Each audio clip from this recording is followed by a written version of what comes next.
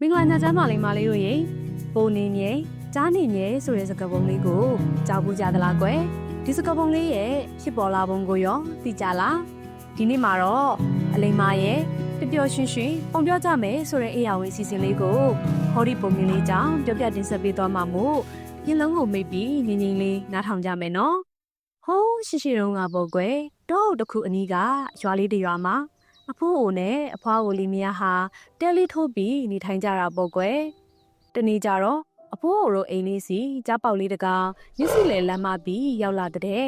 အဖိုးအိုနဲ့အဖွားအိုလည်းကြားလေးကိုတနာပြီးမွေးစားထားလိုက်တော့တာပေါ့ကွယ်ကြားလေးကြီးလာတဲ့အခါမှာတော့ပဝင်းချင်းကိုထိခိုက်မှဆိုရရောကြားလေးကိုကောက်ွယ်ကျင်နာကြောင့်မှာအဖိုးအိုနဲ့အဖွားအိုတို့ဟာလောင်ကြိုက်တစ်ခုအတွင်းမှာထည့်ပြီးတေချာလေးကျွမွေးထားလိုက်တဲ့ကွယ်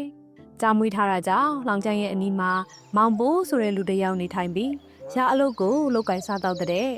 ဒီလိုနဲ့ပဲမောင်ပိုးနဲ့ကြားလေးတို့ဟာရင်းနှီးသွားကြပြီးကြားလေးကလည်းမောင်ပိုးရဲ့စကားကိုနားလည်လာသလို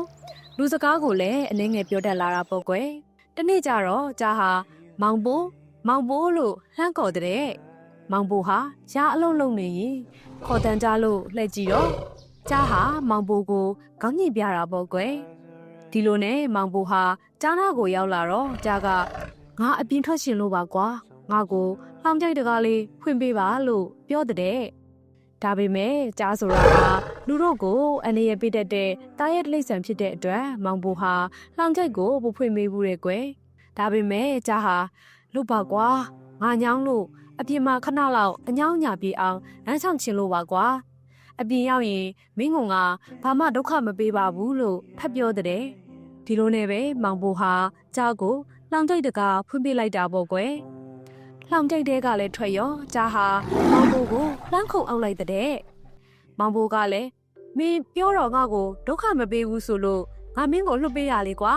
မင်းကဂတိမတည်ဘူးလို့ပြန်ပြောလိုက်တဲ့ထိုအခါပီနာမှာရုံးတကောင်ကဖြတ်သွားပြီးဘာတွေဖြစ်နေကြတာလဲလို့မိတာပေါ့ကွယ်မောင်ပိုးလည်းဖြစ်ကြောင်းကုန်စင်ရှင်းပြပြီးရုံဟာသူကိုယ်တိုင်ဒီကိစ္စကိုဖြေရှင်းပေးမယ်လို့ပြောတာပေါ့ကွယ်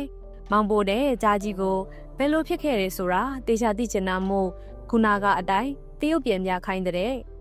မောင်ပိုးဟာလည်းကြားအလုံးလုံးပြီးကြားကြီးဟာလည်းလောင်ကြိုင်တဲ့ပြန်ဝင်တာပေါ့ကွယ်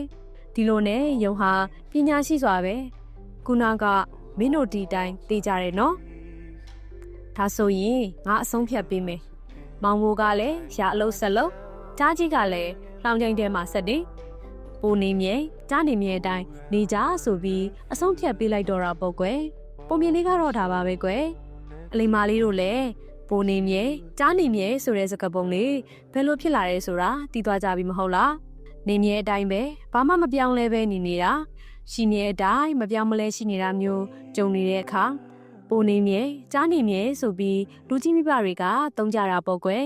ကဲဒါဆိုရင်ဒီနေ့တော့ဒီလောက်နဲ့ပဲနှုတ်ဆက်လိုက်ရအောင်နော်နောက်ပတ်မှာပြန်တွေ့ကြပါမယ်